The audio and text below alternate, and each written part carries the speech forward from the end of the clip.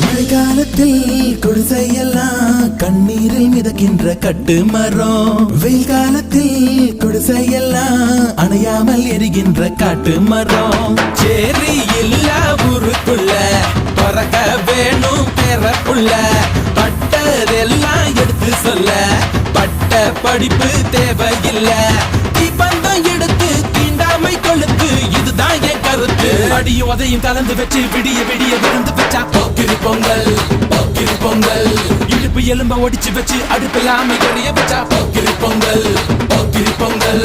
ஆட்டுங்கட்டா என்ன சுத்தி நான் ஐயனாரு வெட்டு கத்தி பாட போறேன்